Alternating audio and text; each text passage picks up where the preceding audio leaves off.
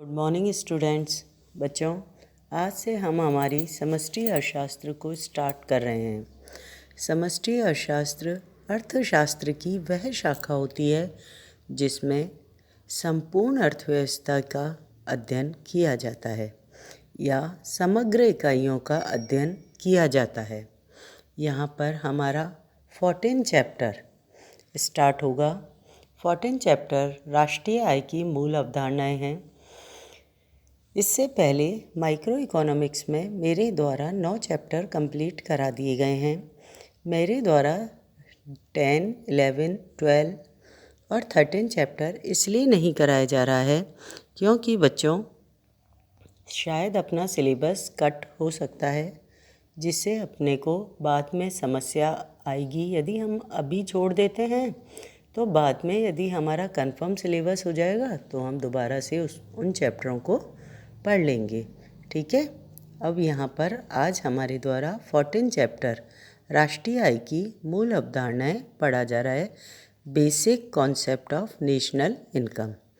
अभी तक हम व्यक्तिगत आय की बात करते थे, एक उपभोक्ता की आय की बात करते थे, एक उपभोक्ता के बजट की बात करते थे, एक वस्तु की कीमत की बात करते थे, एक फर्म की बात करते थे, एक उपभोक्ता के द्वारा बाजार में की गई मांग, एक उत्पादक के द्वारा बाजार में की गई पूर्ति।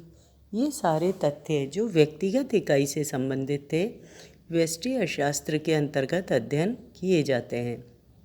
जब हम समष्टि अर्थशास्त्र पढ़ते हैं तो अर्थव्यवस्था की आय, जिसे राष्ट्रीय आय कहते हैं, टोटल प्रोडक्शन, कुल उत्पादन जो उस अर्थव्यवस्था में उस वित्तीय वर्ष के दौरान किया गया है, कुल रोजगार, कुल बेरोजगारी, कुल बचत अर्थव्यवस्था का कुल निवेश, बीमा, बैंकिंग, ये जो टॉपिक है, मुद्रा, ये सारे के सारे हमारे समष्टि अर्थशास्त्र के अंतर्गत अध्ययन किए जाते हैं।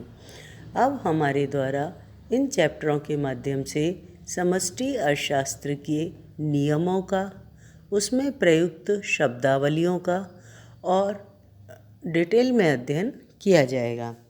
आज ये चैप्टर स्टार्ट हो रहा है, अध्याय 14 स्टार्ट करते हैं। बच्चों, सभी अपनी किताबें खोल लें। पेज नंबर 85 पर ये दिया हुआ है। स्टार्ट करते हैं। आज सभी देशों में पशुपालन, कृषि, उद्योग, व्यापार और अन्य वाणिज्यिक क्रियाएं, ये सारी आर्थिक क्रियाएं हैं, चाहे प्राथमिक क्षेत्र से रिलेटिव हो, चाहे द्वितीयक से, चाहे तृतीयक से। वाणिज्यिक क्रियाएं जैसे परिवहन, संचार, बैंकिंग, भंडारण इत्यादि की जाती हैं।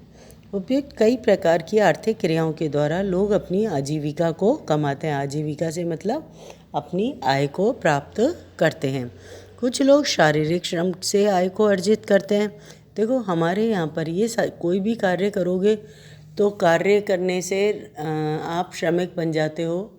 श्रमिक जो होता है वो 2 प्रकार के होते हैं। श्रम जो होता है 2 प्रकार का होता है, एक शारीरिक श्रम होता है और एक मानसिक श्रम होता है।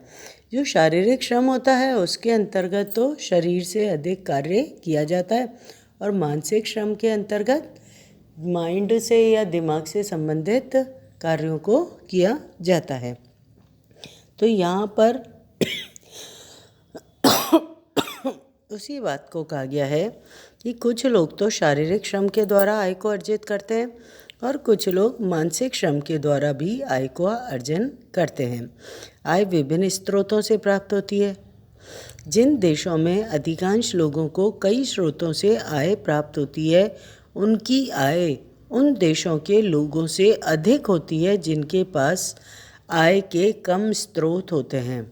देखो, आप 2 व्यक्तियों का भी कंपैरिजन करोगे या 5 व्यक्तियों का या 10 व्यक्तियों का कंपैरिजन करोगे तो जो कई जगहों से कमाता है, चाहे वो कोई भी व्यक्ति हो जो 4-5 जगह से काम करता है नियमित रूप से, तो उसको 4-5 जगह से आय की प्राप्ति होगी। और जो व्यक्ति 1 या 2 जगह पर काम करता है उस व्यक्ति को उसकी उन 2 जगह से या 1 जगह से ही आय की प्राप्ति होगी। किसकी आय अधिक होगी? जो व्यक्ति जितने अधिक स्रोतों से आय काम करता है और आय को प्राप्त करता है। वही चीज़ यहाँ पर दी हुई है बच्चों कि एक देश जहाँ पर लोगों की आय बहुत सारे स्रोतों से प्राप्त होती है, उन देशों के लोगों की तुलना में अधिक आय होती है जहाँ पर लोगों के द्वारा कम स्रोतों से आय प्राप्त की जाती है। कम आय वाले देश निर्धन और अधिक आय वाले देश धनी कहलाते हैं। आज प्रत्येक देश धनी बनना चाहता है। बोलचाल की भाषा में एक देश की आय को ही राष्ट्रीय आय कहते हैं। सामान्य रूप से यदि मैं आपसे पूछूं कि राष्ट्रीय आय क्या है, देश की या अर्थव्यवस्था की आय को राष्ट्रीय आय कहा जाता है। ये बोलचाल की भाषा है बच्चों। राष्ट्रीय आय की सहायता से एक देश की आर्थिक उपलब्धियों की जानकारी प्राप्त होती है। उस देश की सरकार की नीतियाँ एवं कार्यक्रमों के प्रभावशाली होने की स्थिति का पता चलता है। राष्ट्रीय आय एक देश की अर्थव्यवस्था के प्रवाह को दर्शाती है।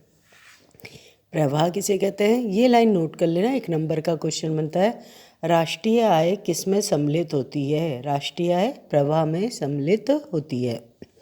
प्रवाह बोलते हैं इंग्लिश में बच्चों फ्लो को। अब वही अवधारणाएं दोनों हमारी स्टार्ट हो रही हैं। यहाँ पर राष्ट्रीय आय के संदर्भ में 2 शब्द प्रयुक्त होते हैं। हम पहले उनका परिचय प्राप्त करेंगे। एक को कहते हैं स्टॉक और दूसरे को कहते हैं फ्लो। शब्द तो पहले भी मेरे द्वारा इनका यूज़ किया गया होगा आपके 11th से 12th के बीच में। आज इनका हम विस्तृत रूप से अध्ययन करेंगे। स्टॉक एवं प्रवाह आर्थिक चरों के अध्ययन में समय तत्व के आधार पर उन्हें स्टॉक अथवा प्रवाह के वर्ग में रखा जाता है। बच्चों ये लाइन नोट कर लो। कोई भी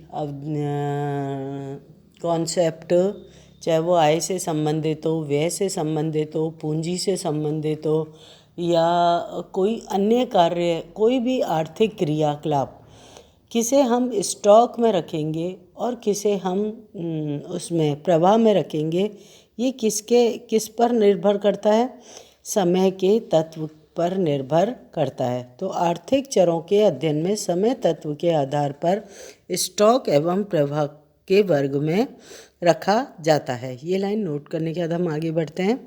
जब किसी भी आर्थिक चर का अध्ययन एक निश्चित समय बिंदु पर किया जाता है, निश्चित समय बिंदु से मतलब होता है निश्चित मतलब पॉइंट ऑफ टाइम, निश्चित समय बिंदु का मतलब होता है पॉइंट ऑफ टाइम पर किसी भी आर्थिक चर का अध्ययन किया जाता है तो वह स्टॉक कहलाता है। तो उसे हम क्या कहते हैं? स्टॉक कहते हैं। इसके विपरीत जब किसी चर का एक समयावधि में अध्ययन किया जाता है, समयावधि मतलब पीरियड ऑफ टाइम में अध्ययन किया जाता है, तो उसे प्रवाह कहा जाता है। यहाँ पर शेपिरो की परिभाषा दे रखी है आपके। एक स्टॉक जो होता है समय के एक निर्दिष्ट बिंदु के मात्रा है और प्रवाह एक मात्रा है जो कि केवल समय के एक निर्दिष्ट काल में ही मापी जा सकती है। देखो इस परिभाषा को, स्टॉक और प्रवाह की परिभाषा को मैं अपने शब्दों में आपको समझाती हूँ। वैसे किताब में भी आपके एक उदाहरण दे रखा है। आपका आज दिनांक बच्चों अपने 21 तारीख, आज हमारे 22 तारीख हो गई है, 22 अक्टूबर 2020। आपने अपना बैंक अकाउंट चेक करा। बैंक अकाउंट के अंदर आपके 1 लाख रुपए पड़े हुए हैं। 1 लाख रुपए आपके पड़े हुए हैं। तो ये जो 1 लाख रुपए 22 अक्टूबर 2020 को आपके बैंक अकाउंट में पड़े हुए हैं, ये आपकी स्टॉक की अवधारणा है। लेकिन ये प्रवाह की अवधारणा कब कहलाएगी? प्रवाह की अवधारणा के अंतर्गत आप अपने जनवरी 2020 से लेकर 1 जनवरी 2020 से लेकर आज क्या तारीख है अपने 22 अक्टूबर 22/10/2020 तक के पूरे टाइम पीरियड में अकाउंट का अध्ययन करें। मतलब कि कब आपने पैसा उस अकाउंट में जमा कराया है, कब उसमें आपने पैसा निकाला है, कब कितना पैसा था और वर्तमान तक कितना पैसा है उसके अंदर। ये जो एक समय की अवधि के दौरान आपने अपने बैंक अकाउंट के अध्ययन किया है, ये आपकी प्रवाह की अवधारणा कहलाएगी। अब हम इसे अपने किताब के उदाहरण के द्वारा समझने का प्रयास करते हैं। इस अवधारणा को निम्नलिखित उदाहरण के द्वारा सरलता से समझा जा सकता है। माना कि किसी वर्ष की 1 जुलाई को एक बांध में 20 फीट पानी का स्तर है। 1 जुलाई को बांध में 20 फीट पानी का स्तर है। बरसात के कारण 3 महीनों में यह बढ़कर 40 फीट हो गया। जुलाई के बाद बारिश चालू हो जाती है। 3 महीने बाद अध्ययन किया गया तो उसमें पानी कितना आ गया? अब टोटल पानी 40 फीट था। पूरे वर्ष भर में पीने से, खेती और उद्योग धंधों में पानी की खपत होने के कारण अगले वर्ष 30 जून को पानी का स्तर, मतलब 1 साल के बाद जो साल भर वो यूज़ हुआ पानी, चाहे वो उद्योग धंधों में हुआ, चाहे वो खेती के कार्यों में हुआ, चाहे वो दैनिक जीवन के लिए प्रयोग किया गया, पीने के पानी के रूप में प्रयोग किया गया, किसी भी तरह से उसकी जो खपत हुई, उसके बाद अगले वर्ष 30 जून को पानी का स्तर 25 फीट ही रह गया। इस उदाहरण में 3 बातें महत्वपूर्ण हैं। एक तो 1 जुलाई को शुरू में पानी का स्तर 20 फीट था। दूसरी, वर्ष में 3 माह में पानी की आवक 20 फीट हुई, प्लस हुई थी ना 20 फीट, और वर्ष में जावक से मतलब जो खर्च हुआ उसमें से पानी 15 फीट हुआ, क्योंकि 25 फीट बचा हुआ है ना अभी भी। तीसरा, वर्ष के आखिरी दिन 30 जून को पानी का स्तर 25 फीट ही रह गया। तीनों बातें समझ में आपको आ गई होंगी। आगे बढ़ते हैं। ऊपर बताई गई तीनों बातों में 1 जुलाई व 30 जून को पानी का स्तर, जिसे वो क्या था, 1 जुलाई को तो था 20 फीट और 30 जून को था आपके 25 फीट। ये क्या कहलाएगा आपका? ये आपकी स्टॉक की अवधारणा है। और 1 जुलाई से 30 जून समय के बिंदु पॉइंट ऑफ टाइम हैं, इसलिए ये स्टॉक की अवधारणा है। इसी तरह से 1 जुलाई व 30 जून के 2 समय के बिंदुओं के बीच की समय की अवधि में पानी की आवक अंदर की ओर प्रवाह 20 फीट हुई व जावक बाहर की ओर 15 फीट हुई। इस प्रकार पानी की शुद्ध आवक 5 फीट हुई। ये सब चीज़ें आपकी प्रवाह की अवधारणा में कहलाएगी, क्योंकि इसमें पीरियड ऑफ टाइम का अध्ययन किया जा रहा है। राष्ट्रीय आय भी इसी तरह से एक प्रकार का प्रवाह है। ये लाइन हम पहले भी नोट कर चुके थे। फर्स्ट जहाँ चैप्टर स्टार्ट हुआ उसके सेकंड पैराग्राफ की लास्ट लाइन है कि राष्ट्रीय आय प्रवाह के अंदर सम्मिलित होती है। यह प्रवाह एक वर्ष की अवधि, भारत का वित्तीय वर्ष कब चालू होता है बच्चों?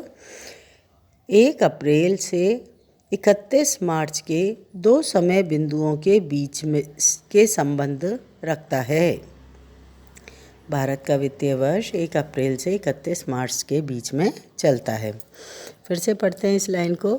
यह प्रवाह एक वर्ष की अवधि भारत में किसी वर्ष के 1 अप्रैल से अगले वर्ष के 31 मार्च के 2 समय बिंदुओं के बीच की अवधि से संबंध रखता है। इसी तरह से समय के एक निर्दिष्ट बिंदु पर, ये बच्चों आपको पता होना चाहिए वित्तीय वर्ष की समय अवधि भारत की, बिंदुओं पर संपत्तियों का स्तर स्टॉक कहा जाएगा। राष्ट्रीय आय का इस प्रकार का प्रवाह उत्पादक आर्थिक क्रियाओं से संपन्न होता है। एक देश के लोग राष्ट्रीय आय का प्रवाह उत्पादक आर्थिक क्रियाओं से वहाँ के समस्त संसाधनों के द्वारा अर्जित करते हैं। राष्ट्रीय आय का प्रवाह उत्पादक आर्थिक क्रियाओं से देश के लोगों के बीच चक्राकार रूप में उसी तरह से घूमता रहता है जैसे शरीर में रक्त का संचार होता है। ठीक है बच्चों, आज के लिए हम इतना ही पढ़ेंगे राष्ट्रीय आय की मूल अवधारणाओं में। इसमें मेरे द्वारा आपका फर्स्ट कॉन्सेप्ट जो है वो पढ़ाया गया है राष्ट्रीय आय का, स्टॉक एवं प्रवाह। ये जो है अवधारणा स्टॉक और प्रवाह की, इसके और भी उदाहरण हैं आपके यहाँ पर। तो आय को प्रवाह माना गया है और संपत्ति को स्टॉक बताया गया है। ठीक है। इसके अलावा भी नोट्स के माध्यम से आपको और उदाहरणों को और अच्छे ढंग से स्टॉक और प्रवाह को समझाया जाएगा। आप ध्यान से वीडियो को भी देखें और अपने नोट्स भी साथ के साथ कंप्लीट कर लें। अच्छा, आपका सेकंड टेस्ट जो है वो स्टार्ट होने वाला है। सिलेबस मैंने आपके ग्रुप पर सेंड कर दिया है। 5th chapter, 6th chapter, 7th chapter और 8th चैप्टर, ये 4 चैप्टर आपके सिलेबस के अकॉर्डिंग हैं आपके सेकंड टेस्ट में। यदि इनसे संबंधित कोई समस्या है तो आप कंसल्ट कर सकते हैं। क्लास में, स्कूल में डाउट सेशन भी आपके चल रहा है, वहाँ भी अपनी समस्या का समाधान ले सकते हैं। थैंक यू बच्चों।